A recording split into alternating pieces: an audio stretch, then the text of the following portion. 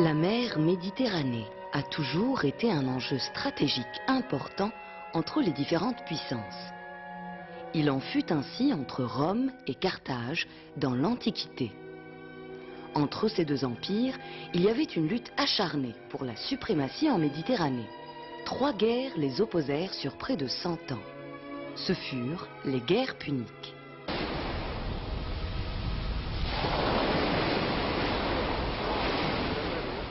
La première guerre punique avait été donc à l'avantage de Rome, et elle avait duré 23 ans, et elle avait eu pour conséquence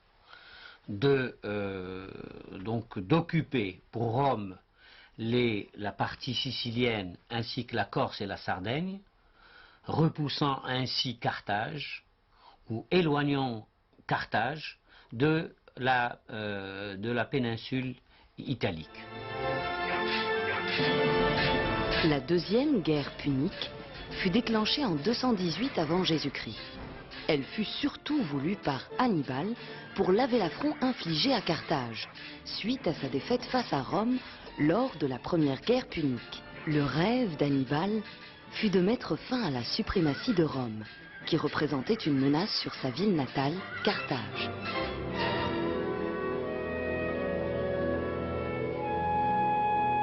La deuxième guerre punique va évidemment avoir pour théâtre la péninsule ibérique. Rome, en tant que puissance montante en Méditerranée, va vouloir chasser les Carthaginois de la péninsule ibérique.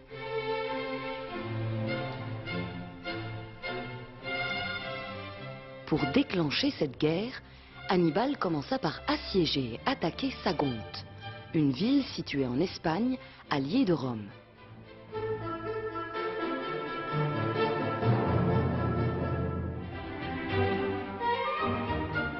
Par la suite, Hannibal se replia à Carthagène, où il reconstitua et consolida son armée. De là, il traversa les Pyrénées et les Alpes et porta la guerre en Italie.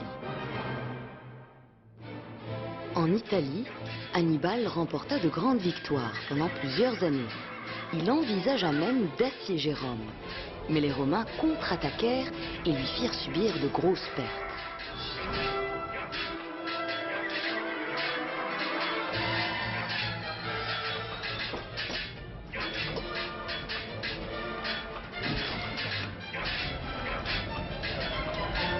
En Espagne, la situation bascula également en faveur des Romains. En 206 avant Jésus-Christ, le général romain Scipion chassa d'Espagne le général carthaginois Hasdrubal et son armée.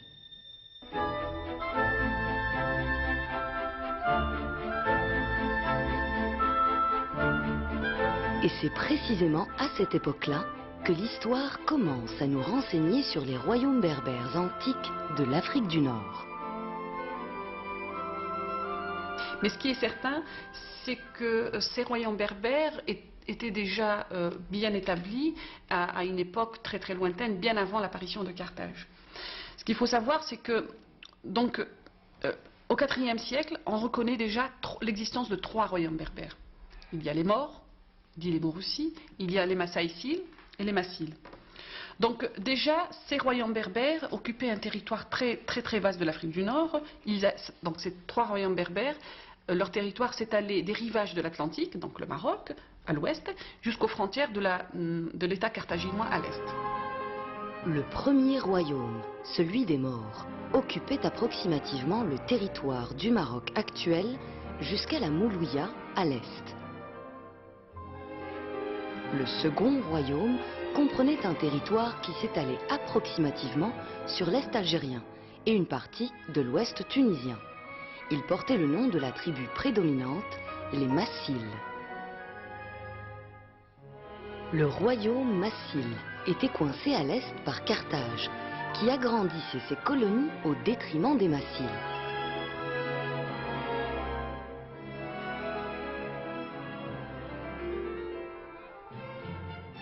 À l'ouest, son puissant rival Syphax ne cessait de le harceler, de grignoter de ses territoires et de finir plus tard par s'en emparer.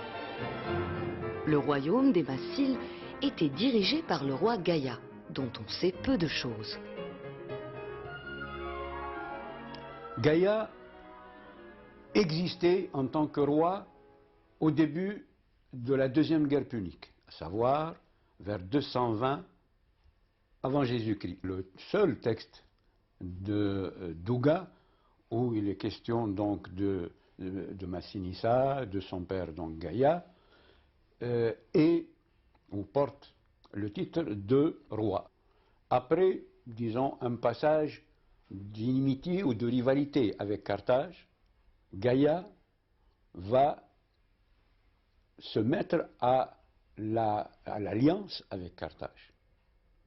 Pourquoi? Parce que Syphax, excusez le terme, l'embête quelque part, et donc il avait besoin, si vous voulez, d'avoir les coups des franches à l'est pour pouvoir éventuellement faire face à l'expansionnisme de Syphax.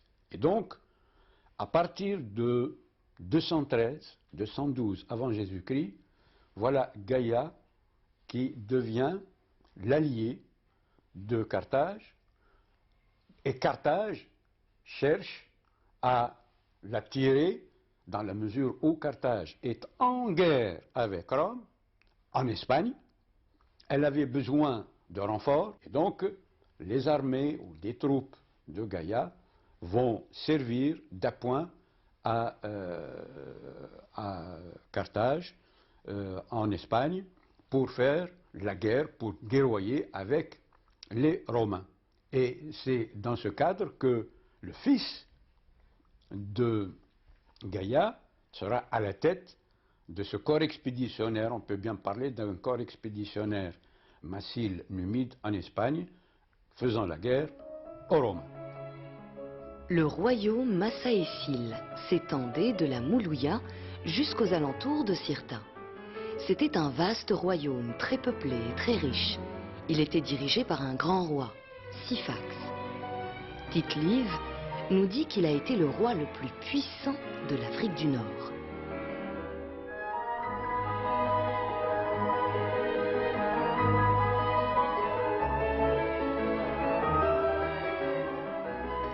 Le royaume massécile était le plus puissant royaume de l'Afrique du Nord.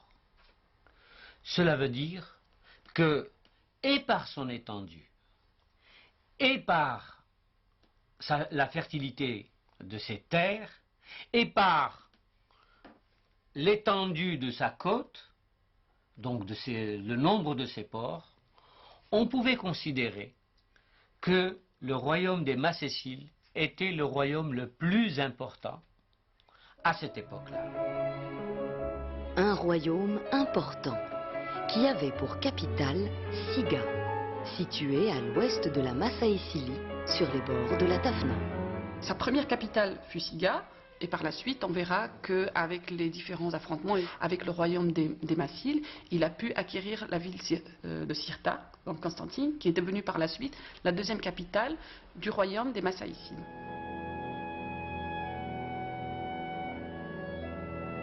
Siga occupait une position stratégique par rapport à la mer et à l'Espagne.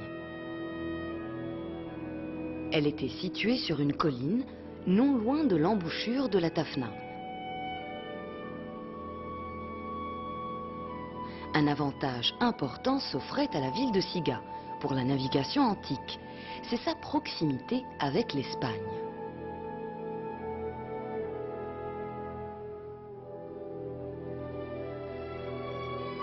Cette proximité facilita les échanges commerciaux entre les deux pays.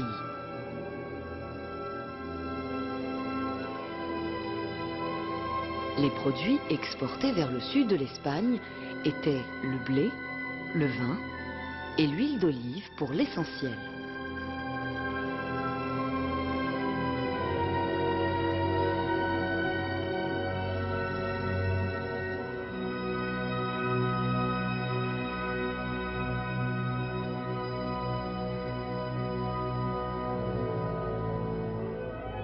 En Massaécilie, L'élevage n'était pas en reste. Bovins et ovins représentaient une importante activité dans l'existence des Massaéciles. C'était une activité qui permettait de satisfaire certains besoins nécessaires à la vie quotidienne des populations. Nous pouvons ainsi relever que l'économie des Massaéciles était à vocation agricole et d'élevage. Les échanges commerciaux qui existaient à l'intérieur du royaume, le négoce entretenu avec le monde extérieur, particulièrement le sud de l'Espagne, n'étaient concevables que par l'usage d'une monnaie illustrant l'ampleur du règne de Syphax. Une économie qui a une monnaie est une économie assez avancée parce que c'est grâce à l'argent que les échanges peuvent se faire. Or, le royaume de Syphax, dont on connaît un certain nombre de villes côtières, avait une activité commerciale extérieure assez importante avec le sud de l'Espagne. On se pose même parfois la question si de la marchandise fabriquée en Macécile était exportée toute prête et vendue en l'état dans les différentes villes ou dans le sud de l'Espagne. L'existence de cette monnaie nous montre que le royaume des Massaéciles a connu une évolution dans son organisation sociale, économique et militaire.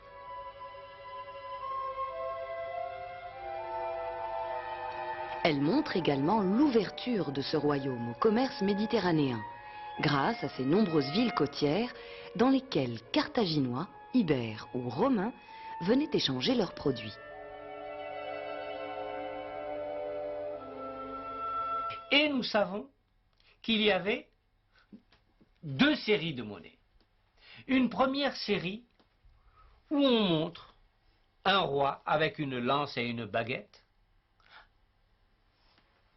assis, accru sur son cheval, et qui a les cheveux à ras avec une barbe pointue. Puis, nous avons affaire à une deuxième série de monnaies où on voit ce roi avec une barbe ronde, avec un diadème qui ceint son front, sa tête. Tout cela montre l'importance et la grandeur de Syphax, qui joua un rôle déterminant durant la Seconde Guerre punique et influa sur le destin de Carthage. Syphax représentait une force économique et surtout militaire dans ce bassin occidental de la Méditerranée.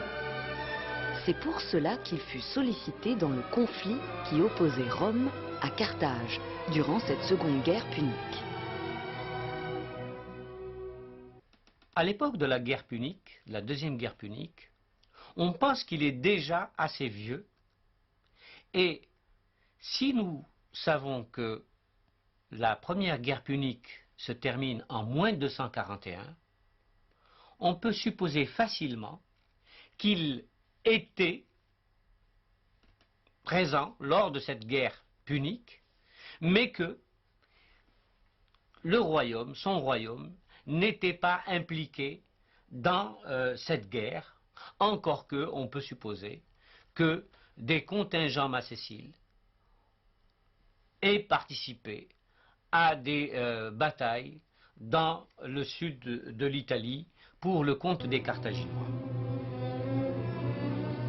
La deuxième guerre punique eut pour théâtre à la fois l'Italie et l'Espagne et connut son dénouement en Afrique avec la bataille de Zama. Qui de Rome ou de Carthage sera vainqueur? C'est à partir de 206 avant Jésus-Christ que commença à se dessiner l'issue du conflit. Carthage a perdu toutes ses possessions,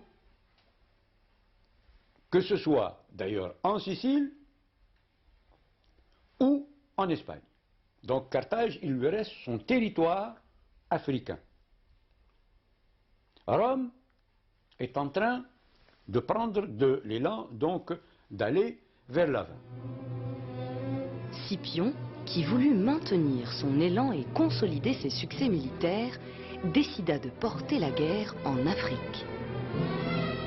Après avoir commandé l'armée romaine en Espagne, donc vers 212-211 avant Jésus-Christ, Scipion commençait à songer à déplacer la guerre vers l'Afrique du Nord. Donc c'est à partir de là qu'il a commencé à mettre en place une stratégie. En fait, il essayait de s'allier à ces rois berbères afin de pouvoir contrer Carthage. Si Hannibal était en mesure de mener la guerre en Italie, pourquoi Scipion ne la ferait-il pas en Afrique? Pour cela, il lui fallut des alliés sur le terrain. Il décida donc de rencontrer Syphax.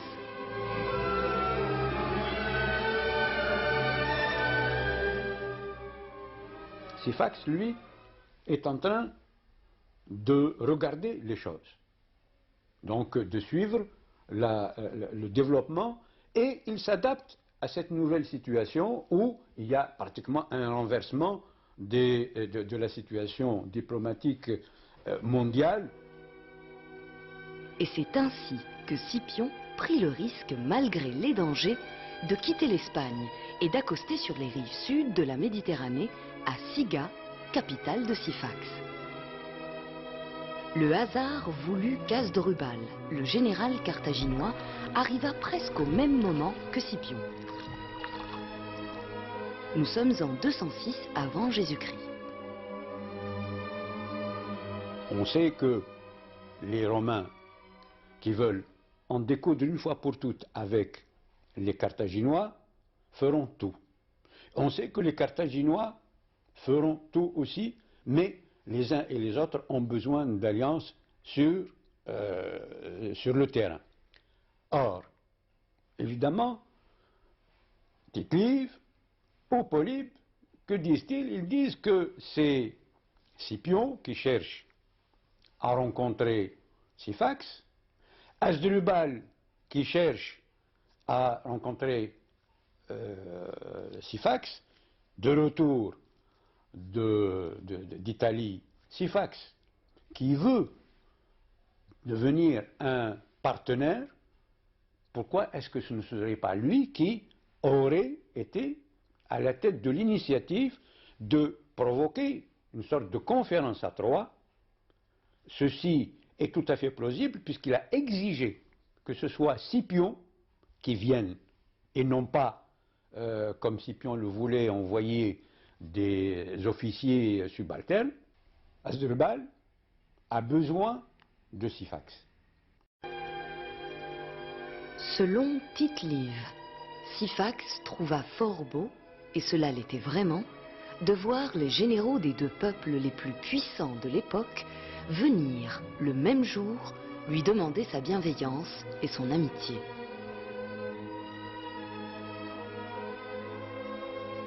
Syphax leur offrit l'hospitalité selon les règles et les coutumes du peuple berbère.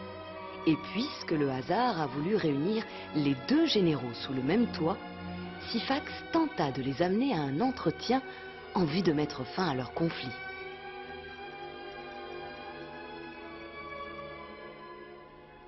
Syphax veut lancer une sorte de conférence à Troie avec comme idée fondamentale: on se met d'accord, vous les Romains, vous restez chez vous, les Carthaginois sont chez eux puisque les Carthaginois c'est fini avec l'Espagne, et moi je suis un agent de paix, si vous voulez, et donc je milite avec les uns et les autres. La conférence tripartite qui se tient à Siga en moins 206 montre combien la ville où le soutien de Syphax était important pour les deux parties au conflit. Scipion refusa cette conférence de paix à Troie, n'étant pas mandaté par le Sénat pour discuter des affaires de l'État. Par contre, Scipion ne trouva aucune objection à se mettre à la même table qu'Hasdrubal. Un dîner offert par le roi réunit Scipion et Hasdrubal, qui prirent place sur le même lit. Le succès diplomatique de Syphax fut immense. Les deux grandes puissances en Méditerranée étaient à Siga.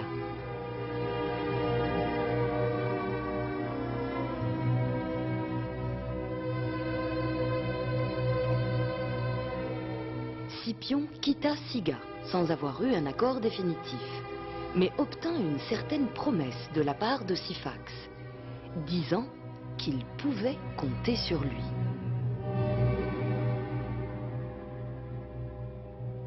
Après cette rencontre, Hasdrubal sort très méfiant. Va voir les Carthaginois et leur fait un discours. C'est un discours qui est repris par l'auteur ancien, Tite-Live, et dans lequel il dit « Carthaginois devaient moins rechercher comment ils avaient perdu l'Espagne, mais plutôt se demander comment garder l'Afrique. »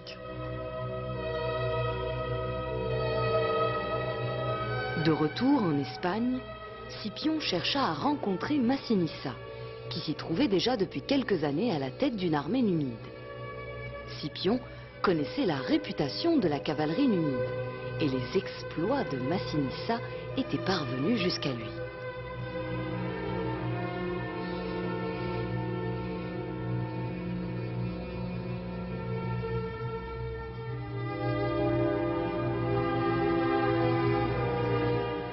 Il fallait pour Scipion un allié africain qui connaisse très bien le terrain, qui puisse approvisionner les troupes romaines et qui puisse être d'une aide essentielle pour l'issue de la bataille. Et c'est dans cette perspective que Scipion essaye ou prend contact avec Massinissa, qui se trouvait à l'époque, justement, en Espagne, et qui combattait pour le compte des Carthaginois. Scipion le fait approcher et lui promet de l'aider pour le royaume des Massiles, sachant que Massinissa, étant ambitieux, voulait monter sur le trône de ses aïeux.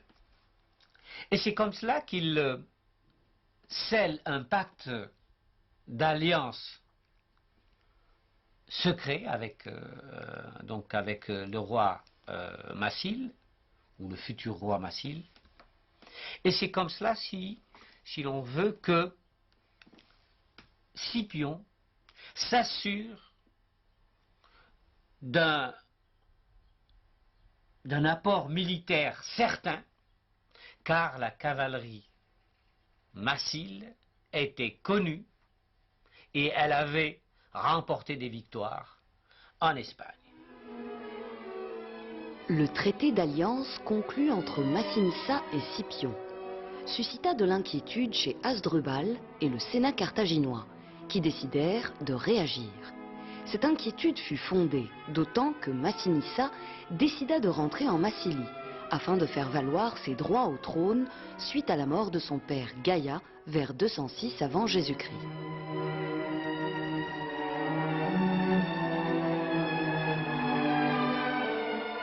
Hasdrubal s'inquiète et il finit par comprendre que Syphax joue un très grand rôle avec Scipion, et il préfère à ce moment-là de gagner sa confiance en lui proposant en épouse sa fille Sophonice.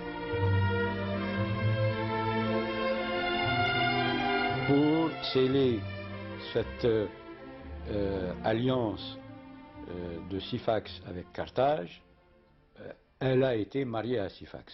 Syphax ne devait pas être dans son premier âge, mais elle, semble-t-il, n'avait pas atteint encore les 20 ans. Elle devait être beaucoup plus jeune, mais ça n'étonne pas.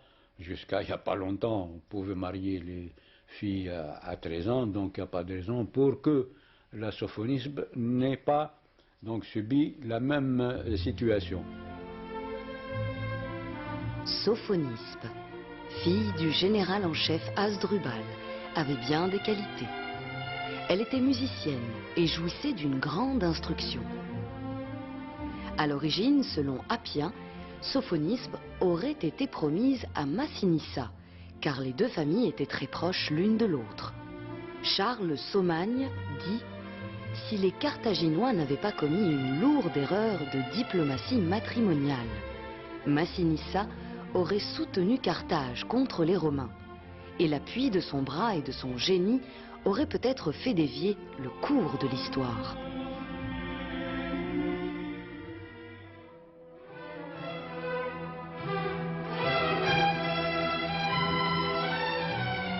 Le débarquement des Romains en Afrique fut un tournant décisif pour les événements qui suivirent, et notamment pour l'issue de la Deuxième Guerre punique. Il eut lieu vers la fin de l'été 204 avant Jésus-Christ. En arrivant sur les côtes africaines, non loin d'Utique, Scipion ne trouva personne pour l'attendre.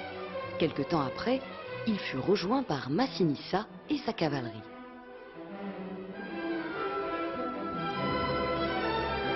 Et de nouveau, Syphax, espérant toujours jouer ce rôle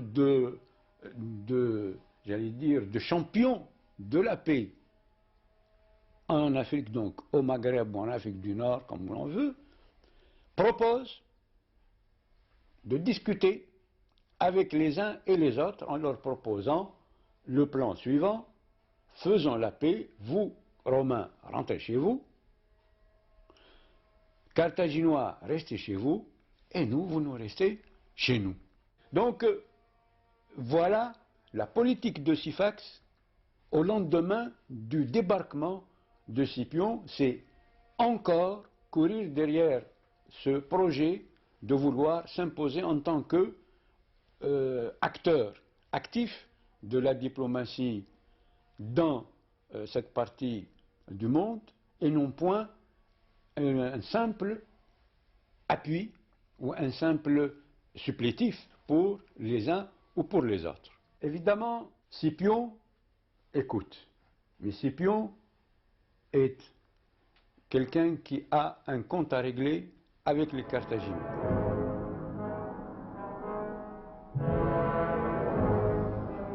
Les camps d'Hasdrubal et de Syphax n'étaient pas loin de celui de Scipion. On dit qu'ils avaient été construits presque entièrement en bois. Pendant que se déroulaient les négociations, les Romains préparaient un coup qui allait coûter cher à Syphax et ses alliés les Carthaginois. Les espions de Scipion relevaient les plans des deux camps et la manière dont ils étaient gardés. Ces renseignements donnèrent l'espoir à Scipion d'incendier les camps ennemis à la première occasion.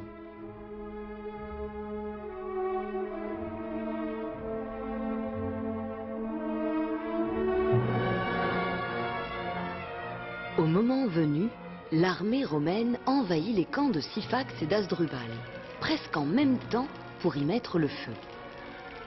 Les hommes de Syphax, croyant le feu fortuit, se dispersèrent sans armes pour l'éteindre. Alors, ils tombèrent sur leurs adversaires armés. Dans le camp d'Hasdrubal, les Carthaginois crurent aussi que le feu était un fait du hasard. À leur tour, ils tombèrent sous les coups des Romains.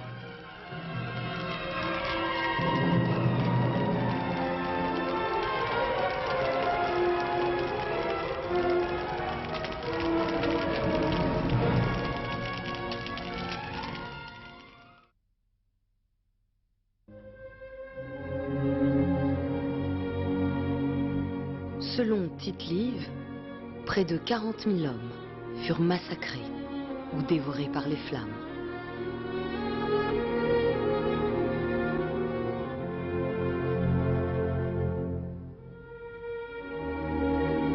Une grande partie de l'armée de Syphax et de Carthage est anéantie. Syphax, dans un premier temps, essaye de retourner chez lui à Siga. Mais les Carthaginois l'en dissuadent en lui disant qu'ils ont reçu des renforts ibères et macédoniens qui vont permettre de renforcer cette armée.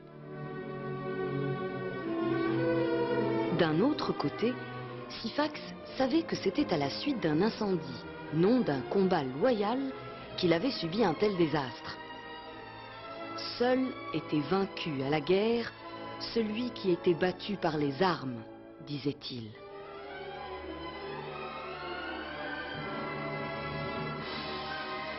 C'est pourquoi il décida de reprendre la guerre.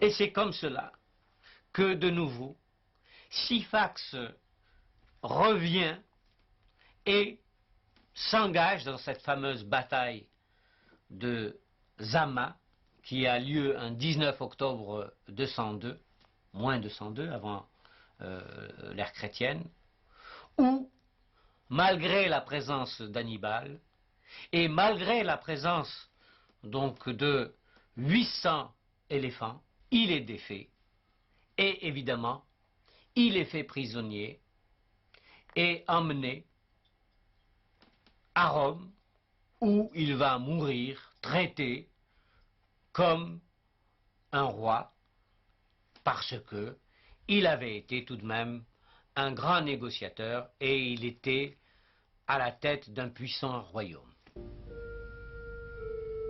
Suite à la défaite de Syphax, Massinissa récupéra le royaume de son père Gaïa et le reste de la Numidie. Il rentra dans sa capitale, Cirta. Là, il trouva Sophonispe, que les Romains réclamaient en tant que prisonnière de guerre.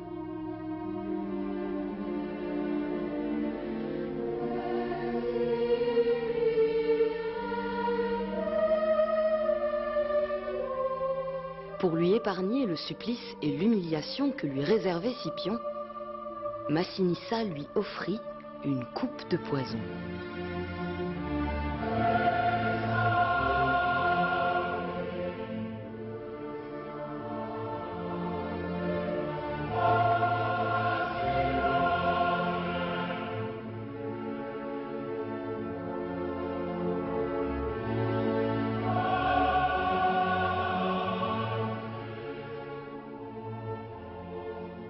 Les auteurs anciens ont beaucoup parlé de Sophonispe, puisqu'elle représente vraiment cet exemple de femme qui a joué un très grand rôle dans l'histoire de l'Afrique du Nord, une femme qui a pu prendre des décisions, qui a fait faire prendre des décisions politiques très importantes également pour le destin de Carthage et de l'Afrique du Nord. Elle rentre dans la lignée des femmes importantes de l'Afrique du Nord, avec Didon, la Karina.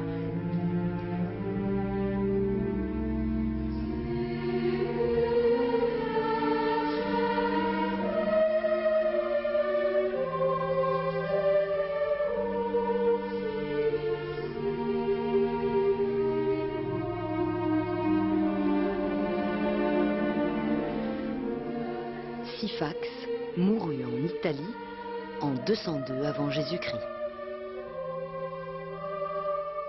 Syphax est un grand personnage qui a joué un très grand rôle dans l'histoire de l'Afrique du Nord durant le troisième, on va dire le IIIe siècle. C'est un personnage qui a certainement laissé beaucoup de vestiges, qu'ils soient des vestiges écrits ou des vestiges archéologiques, qu'il faut savoir chercher afin de pouvoir donner la place qu'il faut à un personnage éminent et incontournable. On peut classer Syphax dans la lignée des grands Agélides. Bien sûr, nous ne le savons pas. Nous savons très peu de choses sur sa vie et nous savons très peu de choses sur ce qu'il a fait, mais il est évident qu'il a organisé un État, qu'il a travaillé pour que son royaume soit un royaume indépendant.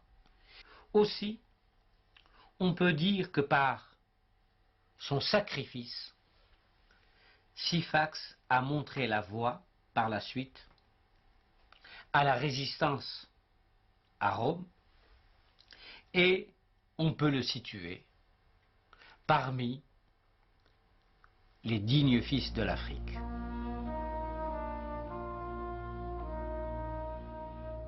Le mausolée de Takembrit se dresse sur une colline au-dessus de la Tafna.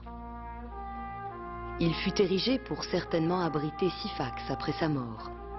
De là, il aurait veillé sur cette Méditerranée qui lui était chère. Mais le sort en décida autrement. Le mausolée restera vide, mais pas seulement. Il finira par être détruit par les effets de l'érosion et du vandalisme. Malgré cela, il nous rappelle la grandeur du roi Massaésil, qui œuvra pour la paix en Méditerranée et pour l'indépendance de l'Afrique. Syphax restera à jamais dans la mémoire de tous les Berbères.